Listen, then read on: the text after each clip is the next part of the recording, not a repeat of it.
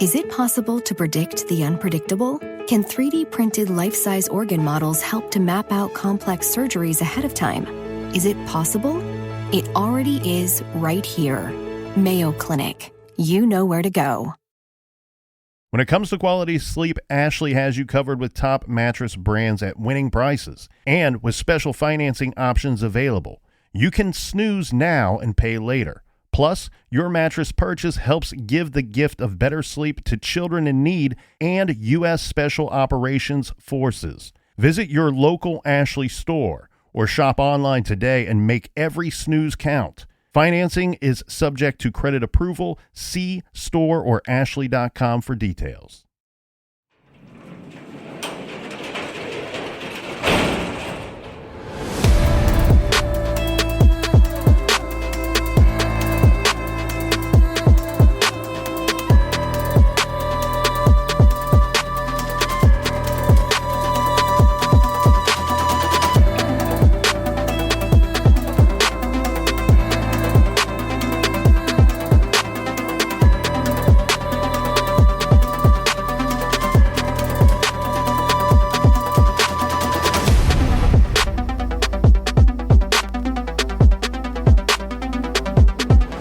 Welcome to True Crime Garage. Wherever you are, whatever you are doing, thanks for listening. I'm your host, Nick, and with me, as always, is a man who is loaded like a freight train and flying like an airplane.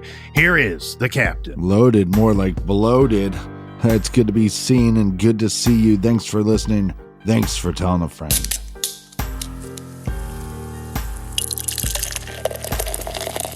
This week, we are very happy to be featuring Tiger Chainsaw Arms. Get ready for this powerful Belgian triple American IPA hybrid.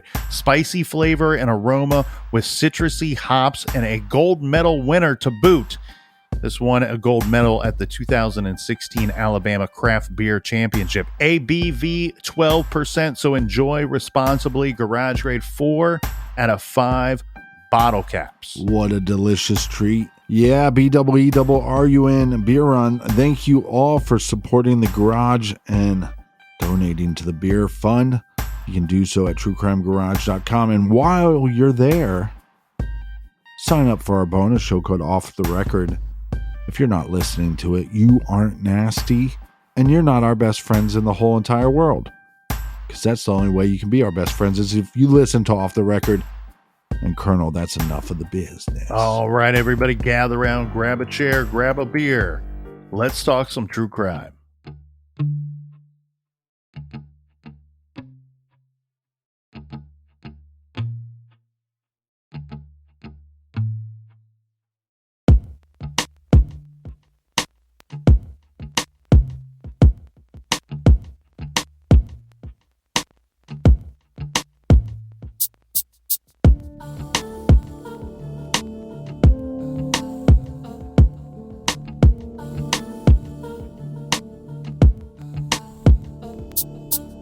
This week in the garage, we have another missing persons case. These types of cases are so incredibly heartbreaking. For those of us not connected to the missing person or their loved ones, these cases are usually a real head-scratcher. Often, there may be a series of bizarre events or behaviors leading up to the poof moment, and then they are gone. We are left to try to make some sense out of these bizarre events and or behaviors, as we try to crawl inside the mind of the missing person and sort it all out. For those closest, and especially the parents of the missing, these cases on an emotional level can be the most difficult to deal with, because there is nothing in the way of any form of closure for the loved ones. They are left to deal with the endless torture of not knowing. A parent can grieve the physical loss of their child, just as it would be with a murder case. The loved one is physically gone. But in a missing case, they are left with the added confusion of just what am I grieving? Should I be mourning the loss of my child, or should I be furious with them for leaving? For us, the unknown and the mysteries are intriguing and at times can be exciting. But for the loved ones, it's confusing, painful, and unacceptable. Nieko Lisi is our missing person. He was 18 years old when he and a friend drove off in a vehicle that neither of them owned, leaving Nico's small hometown. The friend turned up later in Michigan, and Nieko was seen in Tennessee. From there, he vanished. Did this young man, who was in trouble with the law and butting heads with his family, decide to hit the reset button and leave it all behind to start a new life? It's possible. In Nico's case, the police certainly thought so. But that was until a startling and worrisome find turned up 5 years later that seemed to point to foul play. This week, we are asking, where is Nieko Lisi? This is True Crime Garage.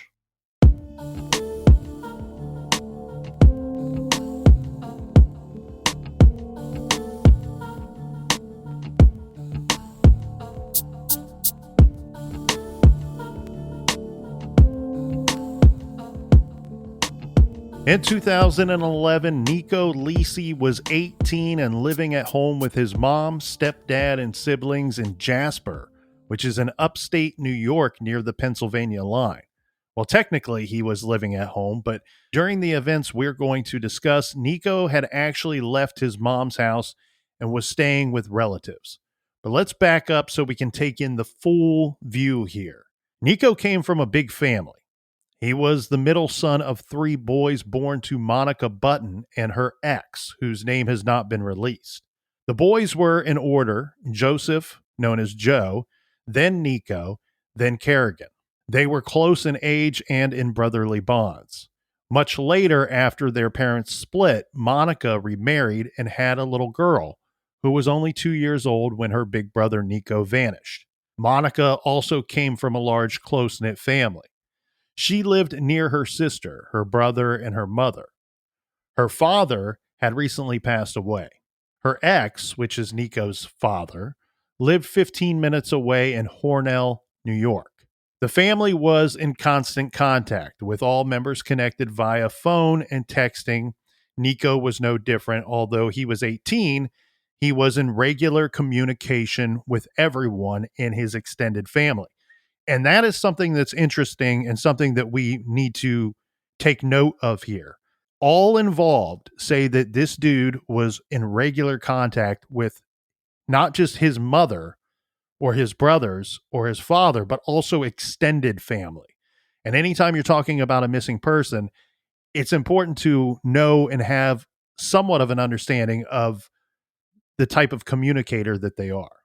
Yeah, I wouldn't consider Nieko to be a loner by any stretch of the imagination. He seemed to be, I'd say, a family guy. Yes, he's often described as family oriented. However, as we go through these events, we're going to see that he's starting to get into some trouble, maybe running around with the wrong crowd at some point. Right. So he's regarded as a very outdoorsy type. When he was young, he liked to play pretend Navy SEALs outside, and then he got into bow hunting. He was also a super sports kid who loved soccer, baseball, and wrestling, especially wrestling. He won a national championship at the young age of 7 and then helped his high school to win 2 sectional championships. This before a neck injury his sophomore year, which ended his wrestling career. If you see pictures of Nieko, and we'll post them on our social media pages, Facebook, Instagram, all that stuff at True Crime Garage, you're going to see that he is a fit boy. And in regard to this injury, it was something, Captain, from my understanding, that the doctors said, hey, this is just too dangerous for you to continue with all this activity. And this was rather devastating news to Nieko. This was a sport that he loved, that he excelled at, and he was no longer going to be able to participate in. And some people in his family point to this as possibly being the beginning, the genesis of what is ultimately a downward spiral for Nieko, Well, you probably heard of people having some kind of head injury that makes them almost switch personalities. And I almost feel like this head and neck injury area could have caused Nieko to kind of shift almost in personalities. Some have said that Nieko was the kind of kid who had swagger, Some called him brash. We know that he was outgoing, he was assertive, he was very self-confident. His mother said that she always worried her son would get into trouble, not because he was a bad kid, but because he had sort of an untouchable attitude that could come across as arrogant and cocky. He was the kind of dude that always spoke his mind, whether people liked to hear it or not. And he didn't like to back down from people. Now, despite this, Nieko had a ton of friends and seemed to know lots of people, but Monica did her best to keep her boys on something of a tight leash. As a result, she says that Nieko was family oriented and spent a lot of time at his own house, his grandmother's house, and his uncle's house, which is outside of Addison, New York, and at the homes of other various relatives. So this again showing how connected he is to this extended family. But Nieko definitely also hung out with a friend network that was on the periphery. And some of these kids were less than desirable companions as far as Monica, his mother, was concerned. When they argued about this, Nieko yelled at her, saying that he could pick his own friends, that she's not going to pick his friends. Another part of his personality, though, Captain, was Nieko was always kind of the dude that bucked at anyone in a position of authority over him. And remember what I was saying a couple episodes ago. Don't just tell me 3 great things about the kid. Oh, he lit up a room. That's not always going to help in a situation when we're trying to find an individual that's missing. And what his mother said to us about Nieko is he was a demanding child, that he always had some kind of drama going on in his life, and that he was also mouthy and cocky. But one of those kids where he wouldn't be mouthy and cocky unless there was another person in the situation that was trying to be mouthy and cocky. He was going to then show you, hey, you think you're mouthy and cocky. I'm going to show you up. I'm going to be even mouthier and cockier than you are. Well, and as we said, there's a bit of a big shift in Nico's life after he's forced out of wrestling. And now he's hanging out with a rough crowd. He quit playing baseball. He was going through a lot, man. His best friend had been killed in a car crash, and his grandfather, who he was very close with, had passed away around this time too. So, well, not to cut you off, but was the quitting of baseball due to the neck injury? Because I couldn't find that. But it seems like if you have a severe enough neck injury that you can't wrestle, you're probably not able to play other sports. It's weird because we've seen this with athletes that we follow in college or NFL. From my understanding, he could physically continue to wrestle, but the doctors are saying it's too dangerous. You know, in baseball, a much different sport, it sounds to me like the injury was not really the purpose of him quitting baseball.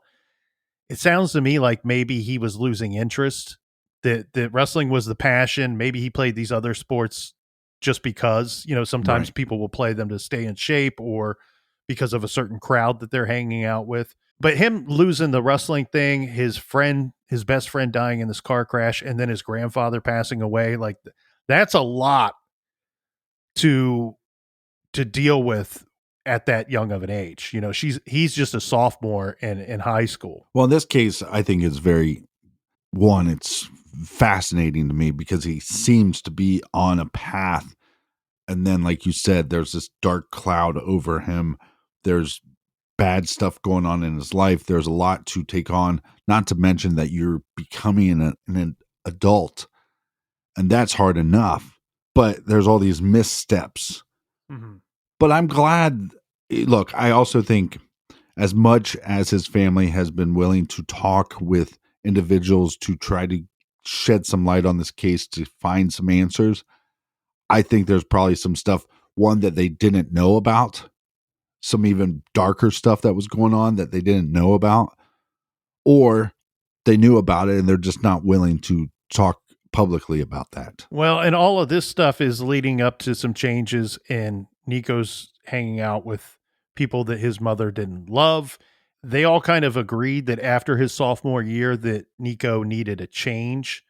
So it wouldn't hurt him to get away from this crowd he was in. And It sounded like mom and son needed a little space between them as well. So it was arranged for Nieko to spend part of the summer after his sophomore year with his mother's sister-in-law, Nico's aunt, who lived in Franklin, Tennessee. And this is important because Tennessee, New York, and also Michigan and Ohio, believe it or not, are all part of this story. So we got multiple states involved in this disappearance, and the Tennessee part starts here. This is him going to live with his aunt and attend school in Tennessee. It started off as just the summer, but then he seemed to really like it there, and all of the parties agreed that he would stay and attend school, the local high school there, for his junior year. The general reports are that the transition all went well at first. Nieko was great with his young cousins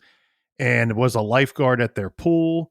But before too long, Nieko balked at the rules imposed by his in-laws and started rebelling and had outbursts of anger at them. Very normal teenager stuff, really. There came a point where he didn't come home one night and didn't call, even though he had had a curfew. He skipped school the next day as well. So after failing to find him on their own and not being able to reach him on his cell phone, his relatives, they called the police, and the police found Nieko in a hot tub at a friend's house. And from my understanding, Captain, the way that this goes down in Franklin, Tennessee, is because he wasn't returning their calls, because he didn't attend school, because he didn't come home that night. Nieko was considered a runaway and considered truant from school. In that jurisdiction, this required Nieko to go to juvie, which, I mean, seems a bit extreme, but that was the case. Well, hold up, hey, for a second, right?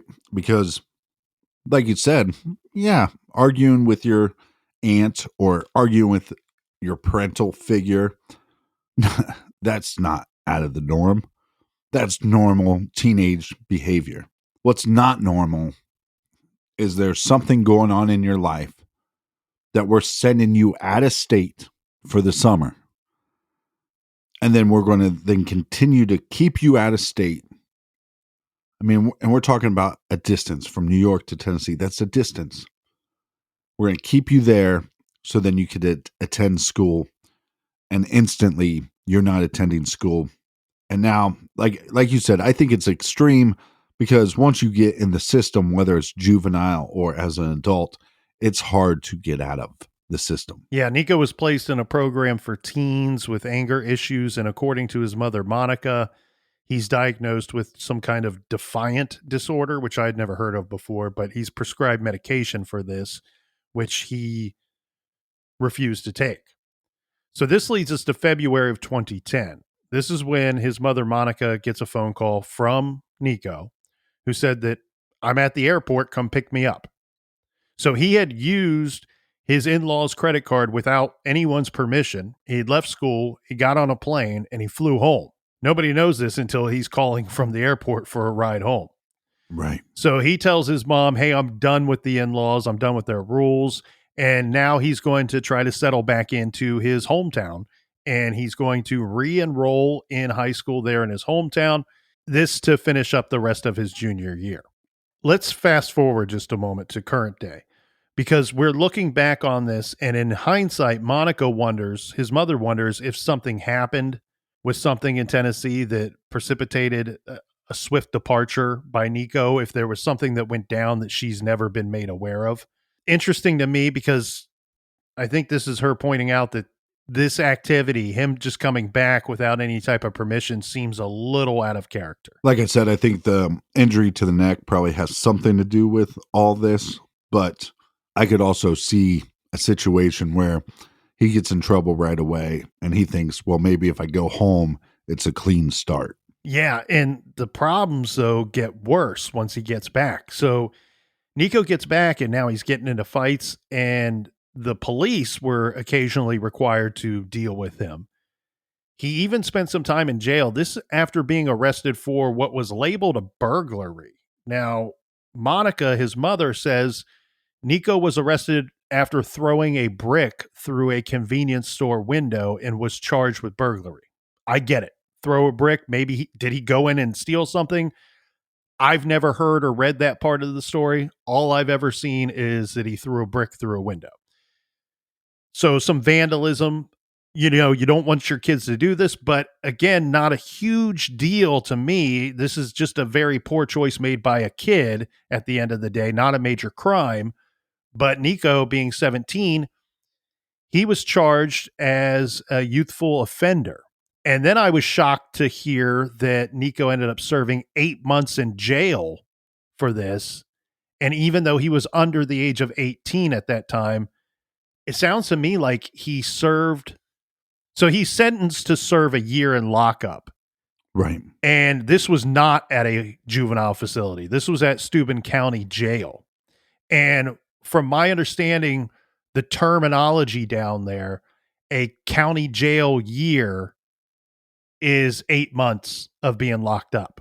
And again, even though he's charged as, I don't understand these terms. You charge him as a youthful offender, but he serves at a non-juvenile facility. It doesn't make a whole lot of sense to me. But again, he got in trouble. You do the crime, you do the time. Again, let's go through this slowly. He's getting into trouble, so we send him off to Tennessee. He seems to do well over the summer, but then doesn't go to class. He is marked truant. He is hanging out with some kids in a hot tub. I find that to be strange.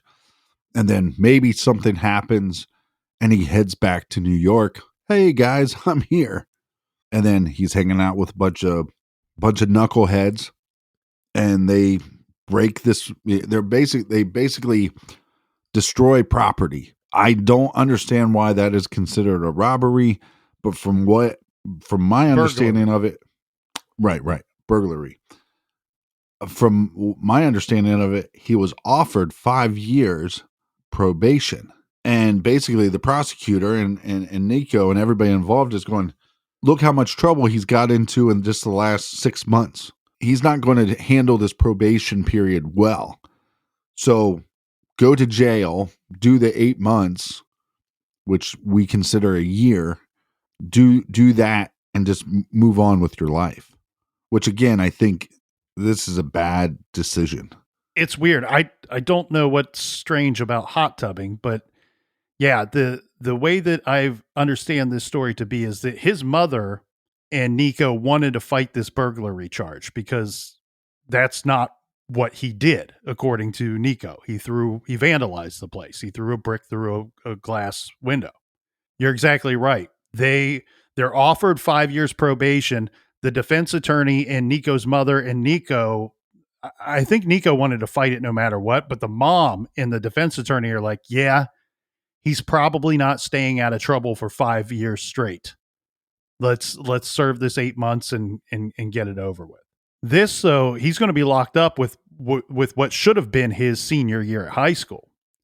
So this means he's not going to graduate from high school, but he does earn his GED while he's in jail.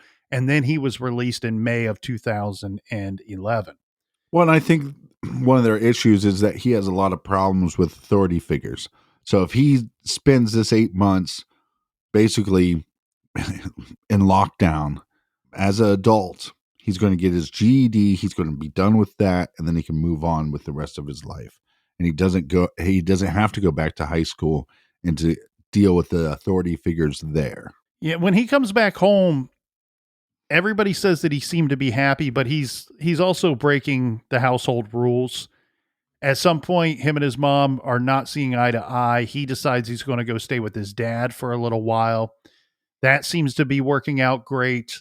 But again, he's a dude that's not going to fall in line with the rules. And it sounds to me like this guy, A, needs to grow up, B, probably should be out living on his own and figuring out a way to afford it, because he clearly wants to live by his own set of rules, not by mom's rules or not by dad's. Well, and you could learn some type of respect. There's a lot of people that go live out on their own when they're young, 18, 19 years old, and they realize it's difficult. And then they move back home and they show their parents a level of respect.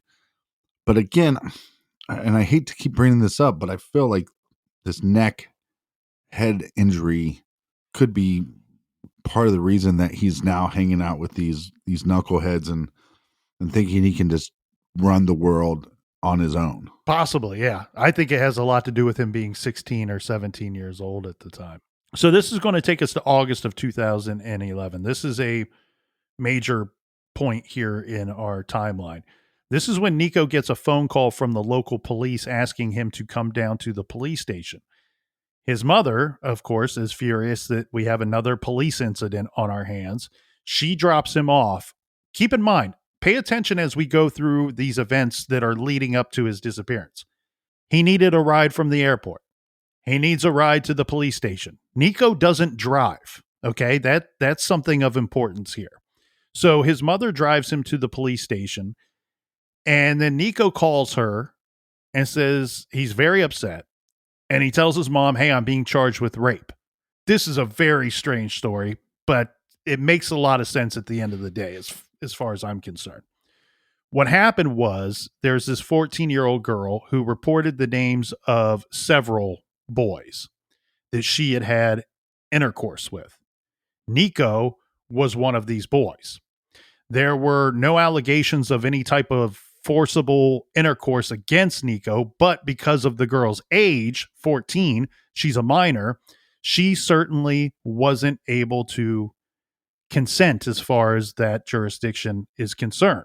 She wasn't certain of the date that she slept with Nieko, but gave a few different dates, and at least one of those dates puts Nieko at the age of 18. Right. They would have a on again, off again physical relationship, which started with Nieko being a minor. Yes. And from the way that I understand it, and I don't want to get into numbers here, but the way that it's reported, she had had an on again, off again relationship with several other boys as well, or young men, as far as the law is concerned. And they were going to be charged with. Nieko wasn't the only person facing some type of charge. So others faced things like reckless endangerment, endangering the welfare of a minor, and so on. So Nico's not the only person that's being rounded up by the police because of this situation with this young girl. Some kids making some bad decisions, irresponsible decisions. I think when people bring up this story, it's a statutory rape charge. And they say, well, the physical relationship started when he was a minor. Well, even if it started when he was 17, she would have been 13. I think that's a bad decision.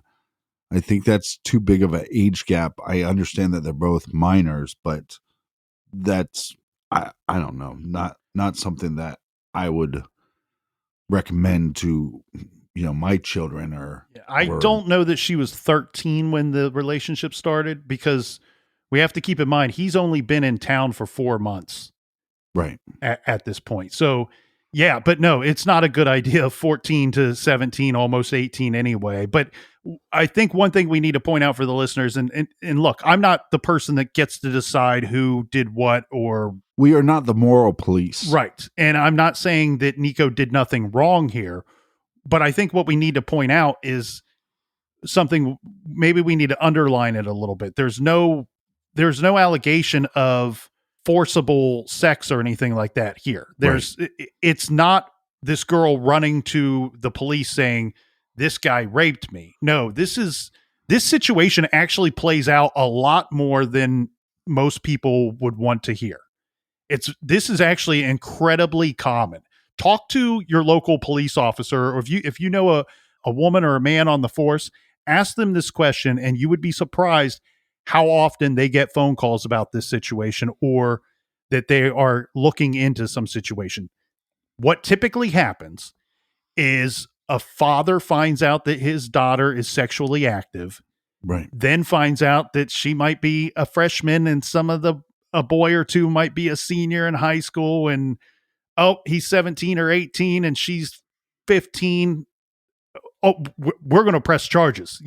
That's typically the way that this thing plays out. This is what it sounds like to me is this situation, but we don't want to linger on this situation too long, but it's important to bring it up because if Nieko did in fact decide to take off for whatever reason, this could be part of it, right? He is being accused of being technically a rapist. Right. So Of course, he's going to be devastated. He's mortified because his name is going to appear in the local paper. He's going to have to register as a sex offender if he's found guilty of these charges. This dramatically changes his life. And we have to remember, too, that he just spent 8 months in jail. Well, and I don't want to come to his defense too much because, again, shouldn't be hanging out with underage girls. Even if you're 17, don't hang out with a 14-year-old. But the information that I have says that he told his mom and the police, look, I slept with her, but I did not know that she was 14. And I found one statement in one report here that says that the girl looked, quote, the girl looked way older. And that's not Nieko saying that. That is another report from other people, from people that weren't charged with anything. So I don't know what that means. But when I hear somebody else say that the girl looked way older and he's telling mom and the police, like, yeah, I know what you're accusing me of. Yes, I did have a relationship with her. I did not know that she was 14. But ignorance, there's no room for ignorance in the law. Like we were talking about earlier, he's gone through a rough time, but some of that is stuff out of his control, his grandfather passing away. But some of it is in his control, and he's at a time period where he's making his situation worse by making bad decisions.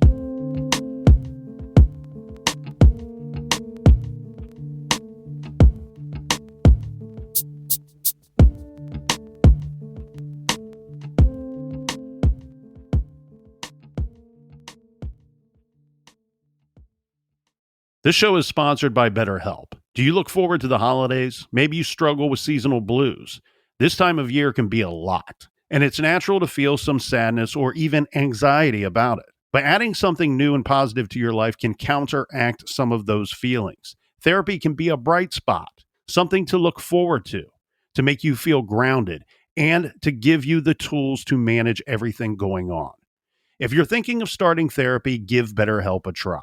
It's entirely online, designed to be convenient, flexible, and suited to your schedule. Just fill out a brief questionnaire to get matched with a licensed therapist and switch therapists at any time for no additional charge. Find your bright spot this season with BetterHelp. Visit BetterHelp.com/garage today to get 10% off your first month. That's BetterHelp, HELP.com/garage. Is it possible to predict the unpredictable? Could surgeons use a patient's own anatomy to create 3D printed life-size organ models to map out challenges ahead of time, making surgery more precise, efficient, and less invasive? Is it possible? It already is, because every day we're doing what's never been done. Learn more at mayoclinic.org/possible. Mayo Clinic. You know where to go. Rosetta Stone is the language learning program with a lasting impact. I've been using their app to learn French, and it's not just about memorizing words, but actually having real conversations. And it's not just French. They offer 25 languages. Right now, Rosetta Stone has an awesome holiday deal, 50% off their lifetime membership. Every language, unlimited access forever. For anyone keen on diving deep into a new language, check out rosettastone.com. It's a game changer.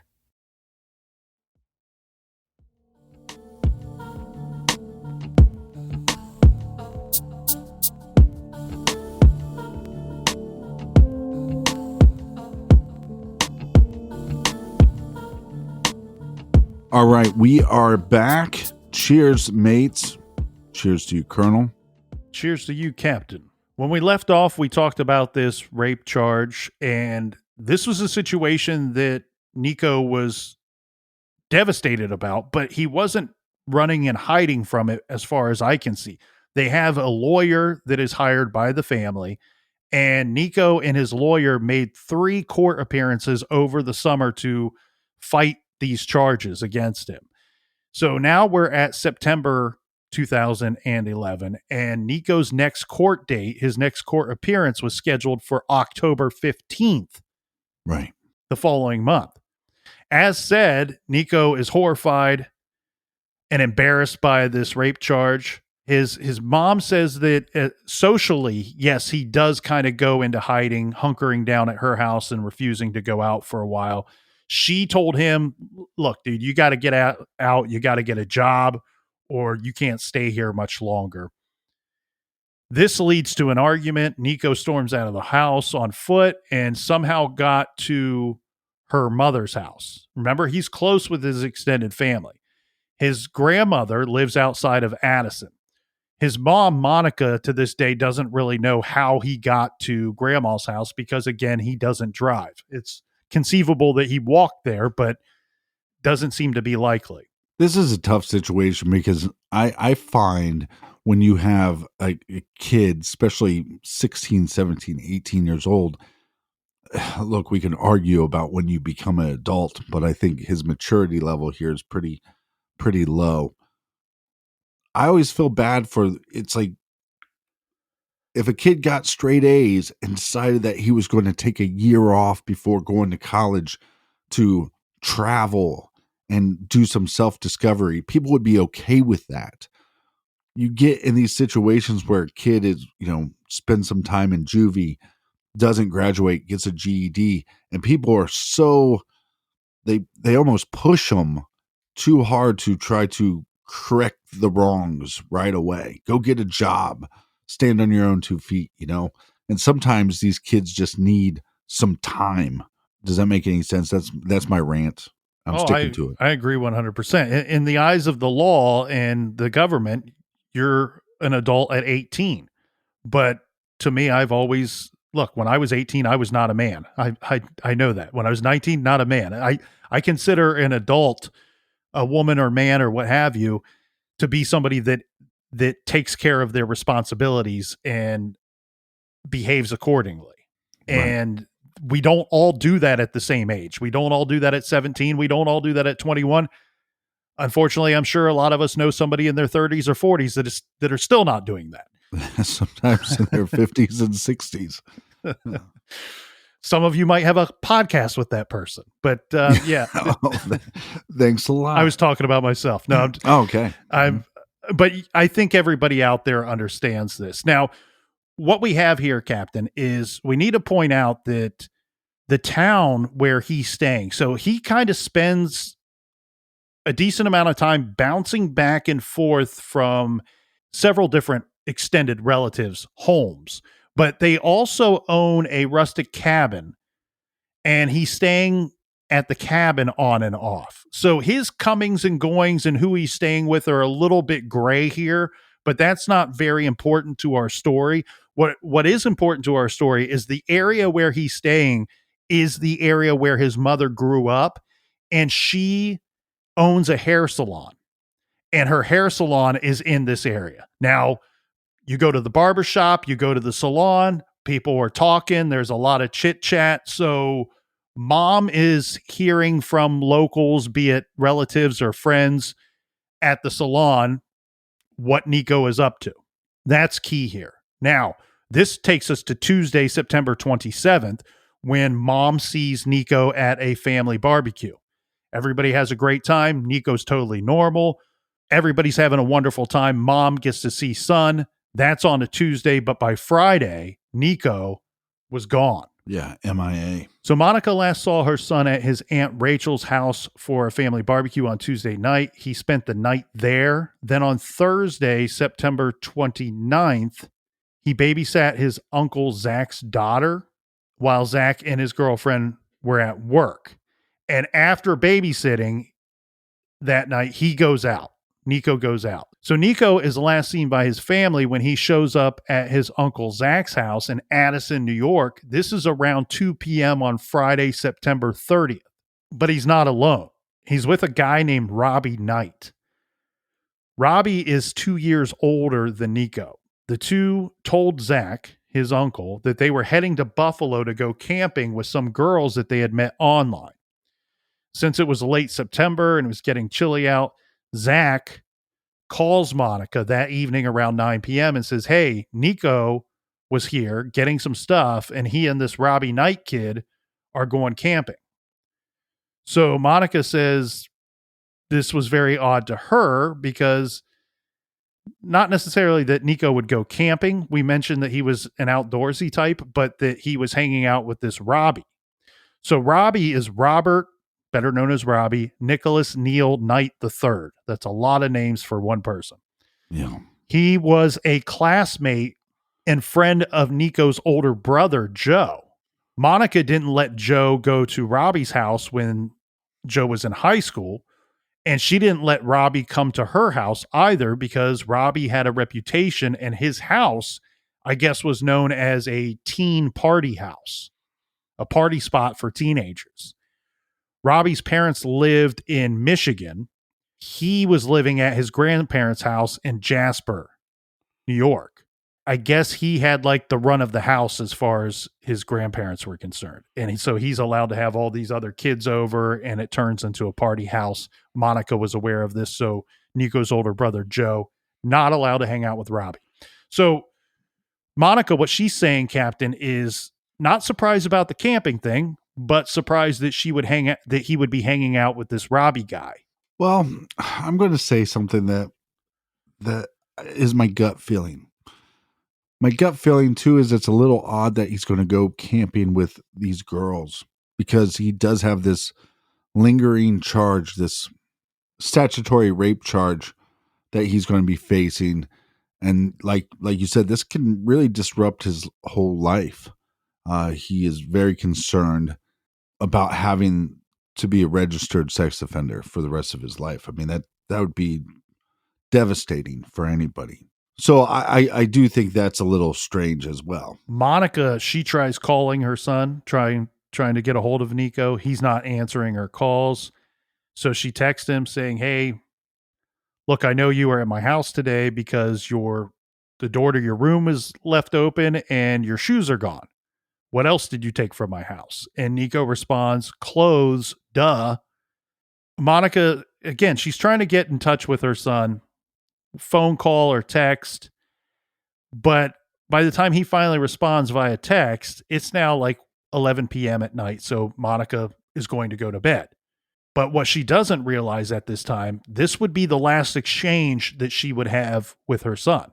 So the next day, without hearing from her son, Monica was left to wonder how Robbie and her son Nieko were going to get to Buffalo.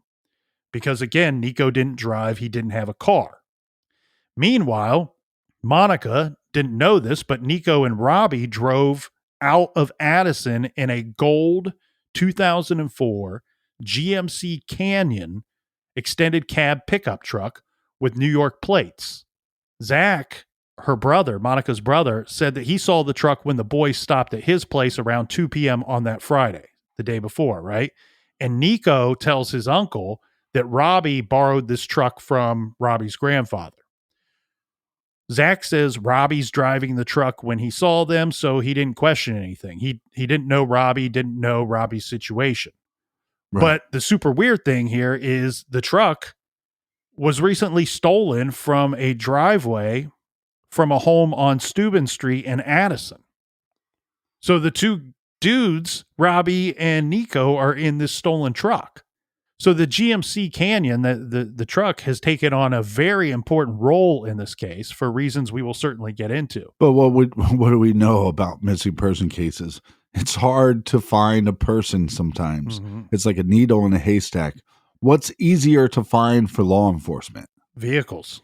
A vehicle. Law enforcement love when a vehicle is involved in any type of investigation that they have going on because they can track vehicles. Vehicles are much easier to find. And then we know a lot about the vehicle. It's reported stolen. We already gave a description of it.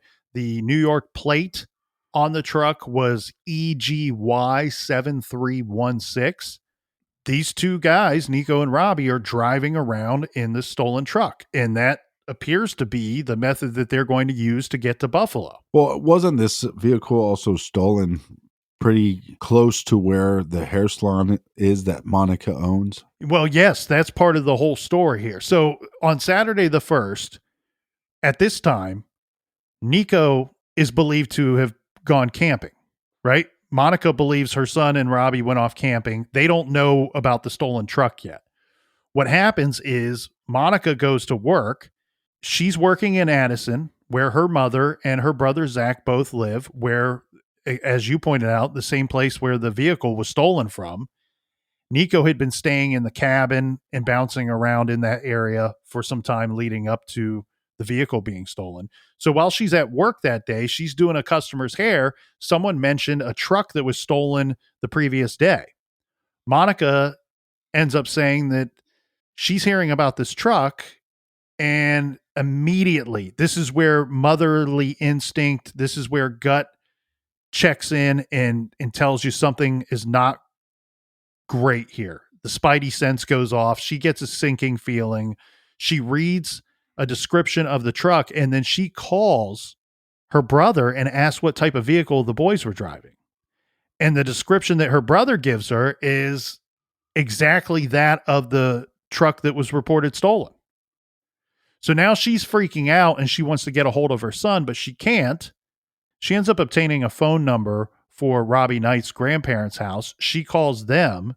And this is when Robbie's grandmother tells her that she had dropped Robbie off at Monica's family cabin a week earlier. So this is shocking to Monica too. So this means that Robbie had been staying at her family's property without anyone's knowledge. And because Nieko was bouncing around from house to house, this also means that Robbie may have been staying there even without Nieko on occasion that week. Yeah. Overall, it's just a bad situation. Of course, Monica asked the grandmother, hey, was Robbie allowed to take your husband's truck?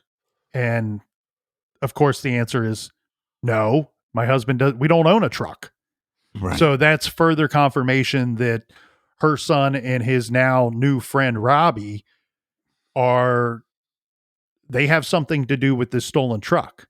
What's even more strange, though, is the grandmother tells Monica that when she dropped Robbie off to stay at that cabin a week earlier, he says to her before getting out of the vehicle, I'm giving you your life back, which, of course, to you and I sounds like goodbye. I'm leaving town, or I've been a problem for you, Grandma.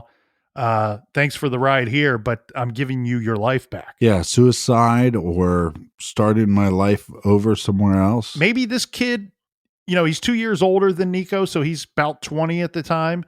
Maybe he thinks that they're going to live in this cabin. Well, here's something I can't find, and maybe you found this information. Statutory rape charges. We talked about that there was other boys involved. Was Robbie one of the other boys? I don't have a list of the names of the others that were charged, but my suspicion is no, because I think that if that were the case, it would have been talked about. Yes, it would be talked about, because Robbie is talked about a lot in this story, a lot in the disappearance of Nieko. My thought was that possibly that they're both facing the same charge, and they both didn't want to deal with it. Both thought they were going to have to be registered sex offenders, and hey, let's just go off to my grandma's cabin and we'll both start all over. But we don't have to start all over by ourselves. We can start all over together. But not a good start when you steal a vehicle. Well, and from my understanding, like, the keys were in this truck, and they probably went around, either Robbie by himself or Nieko by himself, or the two of them together, went around checking door handles and found some cars unlocked and found this one with the keys still in it and decided to take it. There's a whole bunch of questions here, right? When we look at the stolen truck, and the stolen truck is one of the most important parts of this story. The most important parts is, one, where the hell is Nieko? Two, why is Nieko and Robbie hanging out, and what are they up to together?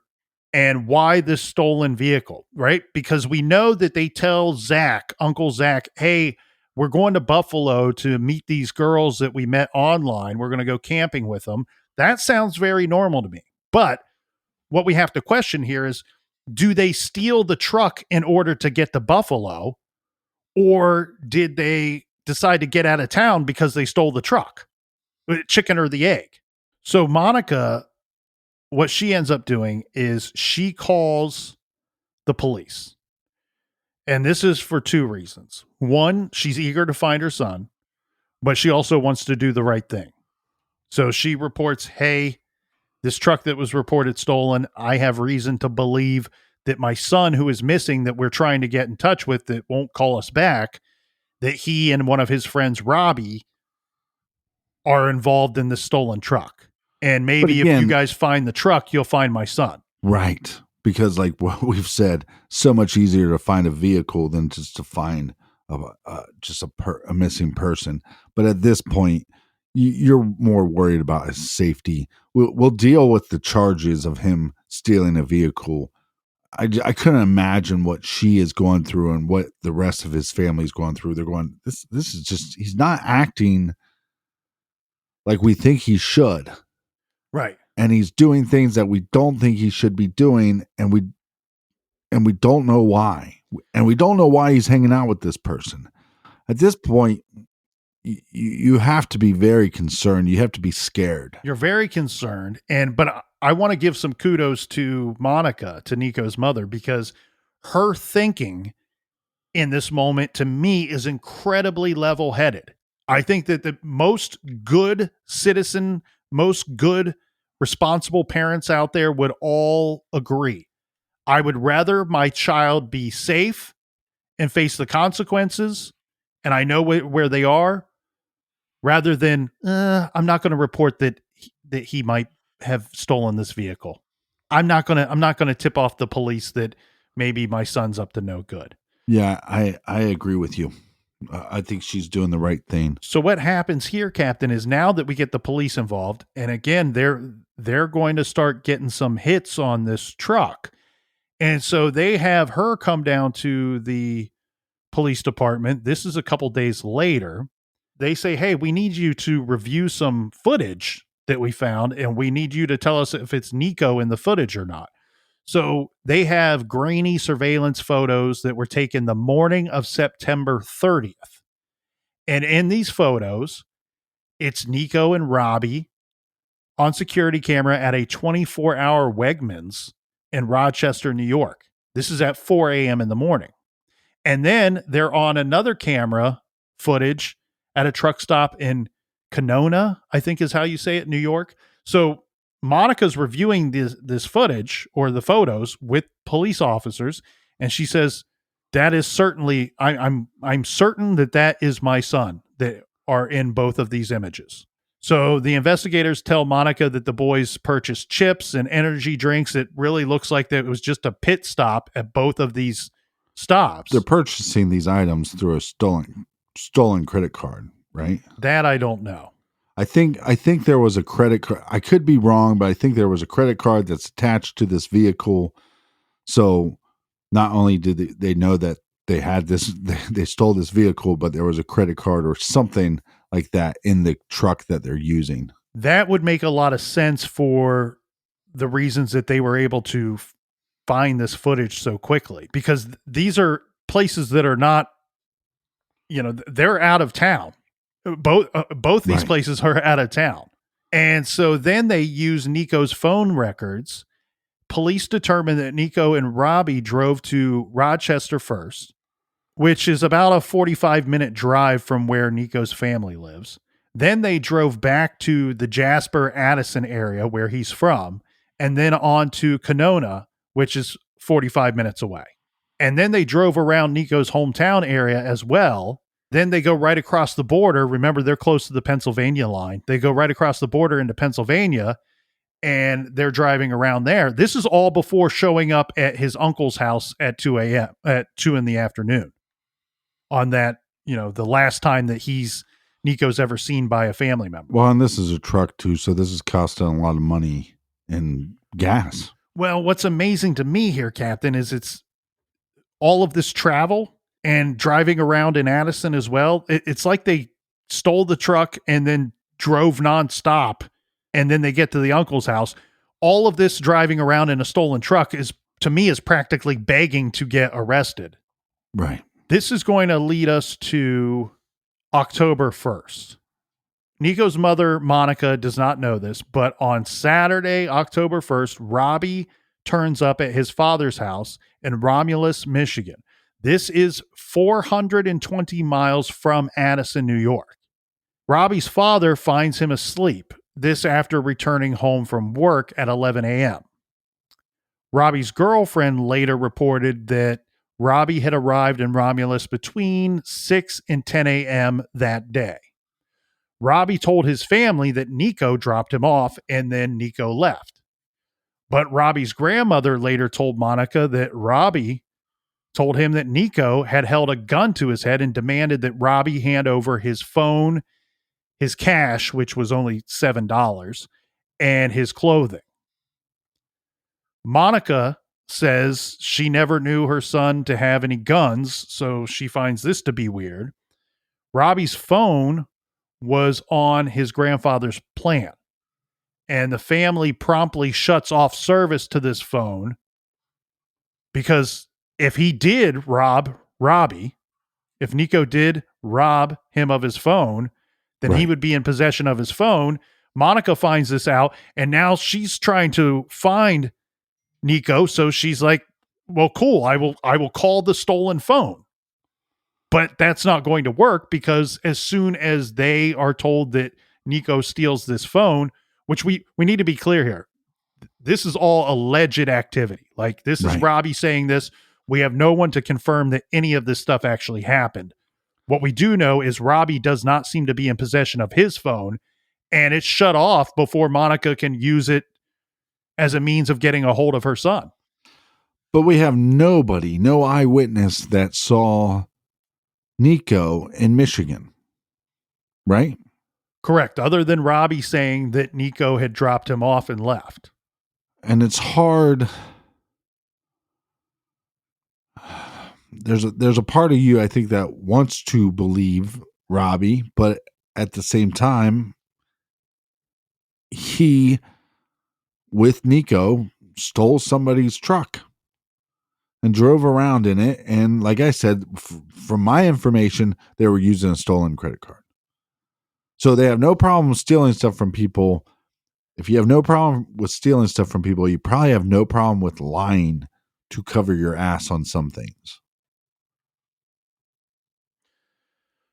Exactly.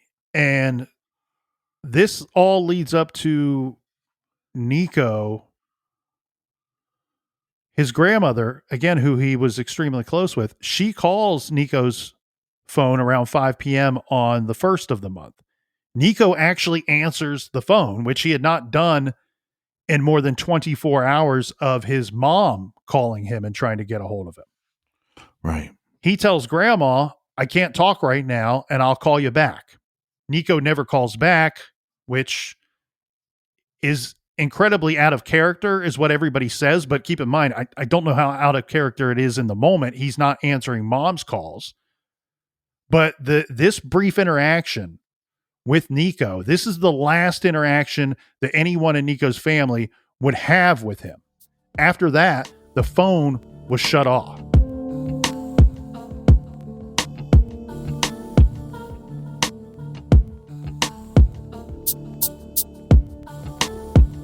What an interesting case. Make sure you tell your friends. Make sure you share on social media. And join us back here in the garage tomorrow. Until then, be good, be kind, and don't litter.